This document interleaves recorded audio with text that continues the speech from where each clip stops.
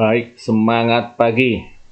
Mitra-mitra, sahabat-sahabat agro dimanapun Anda berada, ketemu lagi dengan saya dengan tema menanam bayam merah untuk dijadikan benih atau menanam calon benih untuk bawang merah. Bayam merah, menanam calon benih bayam merah. Nah, sahabat-sahabat agro, mitra-mitra agro dimanapun Anda berada, barangkali ada yang belum mengenal dengan saya, nama saya adalah Hadi Nugroho, di mana keseharian saya mengawal produk-produk agro pada PT Natura Nusantara. Dan ini adalah sebagian dari latar belakang saya. Nah, sahabat-sahabat agro, mitra-mitra agro, apa bedanya bayam merah dan bayam hijau? Ya, barangkali yang banyak kita lihat di pasar adalah bayam hijau, tapi ternyata juga banyak yang membutuhkan dan juga menanam bayam merah. Yang pertama adalah bayam hijau memiliki kandungan klorofil dan beta-karotin yang lebih tinggi dari bayam merah. Namun bayam merah mengandung pigmen beta-sianin dan antosianin yang lebih tinggi dari bayam hijau. Nah, ini apa nih manfaatnya klorofil, beta-karotin, beta-sianin atau antosianin? Ya, di bayam hijau mengandung klorofil yang sifatnya antioksidan, meskipun tidak sekuat yang ditemukan pada nutrisi lain seperti vitamin C dan vitamin E. Ya, jadi kalau kita makan rutin bayam hijau, maka akan membantu meningkatkan antioksidan dalam aliran darah. Dan zat hijau ini mengurangi kerusakan oksidatif yang dilakukan oleh karsinogen berbahaya. Nah, kemudian bayam hijau ini memiliki atau mengandung beta-karotin. Ya, ini terutama untuk menjaga kesehatan mata dan mencegah katarak dan degradasi makula, yaitu pada bagian kulit ya. Dan untuk menjaga kesehatan kulit serta mengurangi resiko terbakar matahari pada bagian kulit. Ya, ini termasuk kulit yang sensitif terhadap sinar matahari, maka cukup baik untuk mengkonsumsi bayam hijau. Lalu apa bedanya dengan bayam merah? Tadi sudah disebutin antaranya adalah kandungan beta-sianin dan antosianin. Beta-sianin ini pigmen berwarna merah violet ya dan kuning orange yang banyak terkandung pada buah, bunga, dan jaringan vegetatifnya.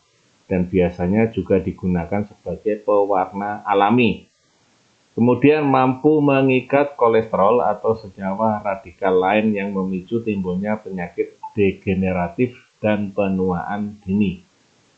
Dan juga mampu untuk mengendalikan radikal bebas agar tidak merajalela dalam tubuh, memegang peranan penting dalam pencegahan timbulnya penyakit degeneratif.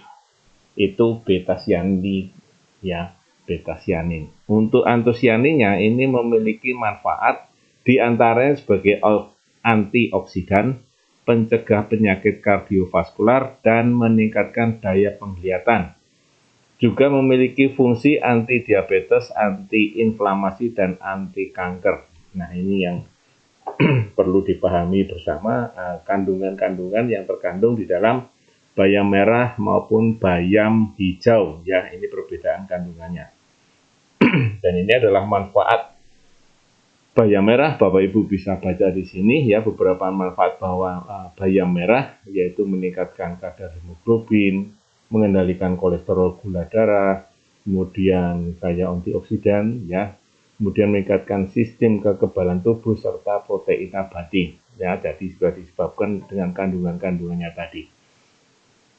Nah, kemudian mitra-mitra, sahabat-sahabat agro dimanapun Anda berada, untuk bibitnya dari sejak awal bisa kita gunakan yang ada di pasaran ataupun online ya, kecuali kalau kita memang melakukan tugas sebagai pembenih bayam merah ya, jadi kita akan mendapatkan benihnya ini dari regulator yang mengatur untuk benih ya, jadi diambil dari benih miliknya sendiri kemudian dikembangkan atau dibudidayakan untuk diambil benihnya kembali.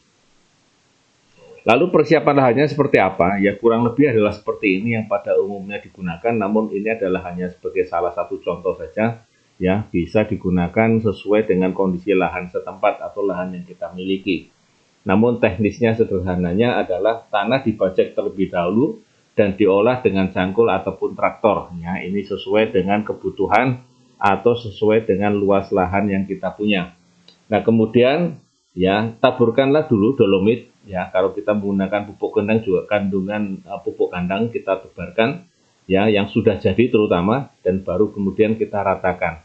Jadi pupuk kandang ini yang sudah jadi secukupnya ya, secukupnya saja, tapi yang sudah jadi artinya kalau bisa sudah sekitar 5 atau 6 bulan atau yang sudah difermentasi terlebih dahulu ya, baru ditaburkan bersama dengan dolomit nih ya. Dolomit ini rata-rata kurang lebih sekitar 300 kilo per hektarnya ya, kurang lebih saja, ini tergantung dari pH-nya. Ya, setelah kita ukur pH, kalau kita ukur pH maka sesuai dengan pH-nya. Kalaupun nanti tidak ada atau tidak memiliki alat pH meternya, bisa kita tebarkan 300 kilo per hektarnya. Nah, kemudian kita tabur ya, kita ratakan, kita biarkan dulu selama kurang lebih 3 atau 4 hari. Ya, ini fungsinya apa? Adalah untuk fungsinya menunggu reaksi antara pupuk kandang, dolomit dengan tanah yang kita kerjakan. Jadi biar terjadi reaksi terlebih dahulu, baru kemudian lahan tadi yang sudah gembur kita ratakan dan siap untuk ditanami. Nah, rata-rata bikin bedengannya ini adalah lebarnya 150 cm, tingginya antara sekitar 20 sampai 30 cm tergantung dari genangan airnya kalau misalnya pada saat musim hujan ya. Dan kemudian jarak bedengannya kurang lebih sekitar 40 sampai 50 cm. Ya, jadi ini adalah kurang lebih yang kita bisa gunakan di situ, tergantung dari luas lahan dan kondisi lahan, apakah dalam nanti pada musim hujan tergenang maka perlu ditinggikan lebih dari 30 cm dan kita membuat drainase karena tanaman bayam ini tidak suka dengan kondisi lahan yang tergenang. Nah, kemudian ada juga yang memberikan dolomitnya hanya sekitar 2 kilo ya, dan menggunakan pupuk kandang ini 27 kilo per bedengnya, yaitu ukurannya adalah 1,5 meter kali 18 meter ya, kurang lebih ini 1 meter persegi, diberikan 1 kilo pupuk kandang ya. Kemudian dolomitnya menyesuaikan, yaitu per bedeng 2 kilo dengan ukuran 1,5 meter kali 18 meter ini panjangnya. Nah, tetap diberikan jeda sekitar 3 atau 4 hari ya, ini supaya bereaksi terlebih dahulu antara dolomit dan pupuk kandangnya dan di dalam tanah, sehingga dia bisa menyatu nanti pada saat kita sudah siap untuk lahannya digunakan, maka lahan sudah siap untuk digunakan ya. Kemudian setelah 3 atau 4 hari diberikan jeda, maka lahan sudah benar-benar untuk siap tanam, maka kemudian kita siram awal ya. Jadi kita siram awal dengan mengambil setiap 10 liternya per gembor itu ya, kurang lebih sekitar 10 liter, itu kita isi dengan 3 sendok makan Supernasa ditambah dengan 1 sendok natural bio ya, kita aduk sedemikian rupa sampai merata. Nah, baru kemudian kita gemborkan atau kita siramkan pada bedengan yang sudah siap atau lahan tadi yang sudah siap ya, yang sudah diberikan dolomit juga dengan pupuk kandang secukupnya. Nah, kemudian gemborkan, siramkan ya untuk 4-5 meter atau menyesuaikan kondisi lahannya. Nah, sahabat-sahabat mitra-mitra agro ya, tadi kita sudah siapkan lahannya terlebih dahulu, kemudian bedengannya kita siapkan ya, ada beberapa jenis ya, beberapa mitra ataupun teman-teman di lapangan menggunakan beberapa ukuran bedengan ya, menyesuaikan kondisi dan situasi lahan yang kita miliki. Nah, kemudian untuk sistem tanamnya ini biasanya menggunakan sistem sebar ya, namun sebelum disebar ada baiknya kita rendam dengan air yang berisi dengan hormonik dengan dosisnya kurang lebih 1 tutup hormonik dalam 5 liter air ya. Kemudian kita aduk merata ya, bagian yang mengapung itu kita ambil, kemudian bagian yang tersisa kita biarkan. Kemudian setelah kita rendam ya sekian jam saja, kalau nggak salah cukup lah gitu ya, 1-2 jam lah kurang lebih itu sudah cukup. Kemudian kita tiriskan, kemudian kita kering anginkan ya, jangan sampai terkena sinar matahari secara langsung. Nah, kemudian penanamannya campurkan 500 gram benih bayam merah ini dengan kurang lebih 1 ember pasir atau 10 kilo pasir. Kita campur terutama pasir yang sudah kita ayak ya, yang sudah bersih tanpa batu yang bagus. Kemudian kita campurkan merata, kemudian kita aduk rata, baru kemudian kita sebar bedengan yang sudah disiram dengan Supernasa dan Glio tadi ya. Kemudian kita sirami tipis-tipis dengan air supaya tetap basah, baru kemudian kita berikan sisa rendaman air harmonik tadi ya, yang kita buat untuk rendam bisa juga untuk kita siramkan di sini ya, untuk sebagai tambahan penyiramannya ya. Ini untuk penanamannya yang biasanya dengan menggunakan sistem sebar. Lalu untuk pemeliharaannya ya, untuk pemeliharaannya kita lakukan terutama untuk gulma, kita lakukan penyiangan gulma dengan situasi yang kondisional. Artinya kalau sudah gulmanya cukup banyak atau sudah tinggi yang mengganggu tanaman utamanya, alangkah baiknya gulmanya segera kita cabut ya. Kemudian penyiramannya ini bisa kita lakukan pagi dan sore sesuai dengan situasi dan kondisi lingkungan. Ya, kalau pagi hari sudah hujan, saya rasa sore hari juga tidak perlu kita siram, atau sebaliknya sore hari sudah hujan, maka pagi hari juga kita tidak lakukan penyiraman ya. Ini sesuai kondisi tentu saja. Nah, sahabat-sahabat mitra-mitra agro ya, alangkah baiknya kita mencegah daripada mengobati, terutama tanaman bayam ini banyak juga hamanya ya. Jadi kita lakukan semprotkan BVR untuk pencegahan hama dari sejak awal. Cukup 1 sendok makan BVR ini untuk tangki kurang lebih sekitar 15 liter air. Kita larutkan terlebih dahulu di luar dengan ember kecil, kemudian kita masukkan ke dalam tangki 15 liter, baru airnya kita cukupkan 15 liter, kita semprotkan ya. Boleh juga nanti dicampurkan dengan Peocenasa dan Hormonik ya, kalau waktunya bersamaan dengan penyemprotan Peocenasa dan Hormonik ya. Ini adalah pemupukannya. Tadi sudah disampaikan bahwa di awal tanam kita menggunakan dengan Supernasa atau granul ya, kemudian kita juga tambahkan dengan Glio supaya mencegah daripada adanya serangan jamur dari sejak awal ataupun sisa-sisa bahan-bahan organik yang mengandung jamur, maka ini Glio jadi sudah ada perannya untuk membantu mengurangi atau memusnahkan serangan jamur dari sejak awal.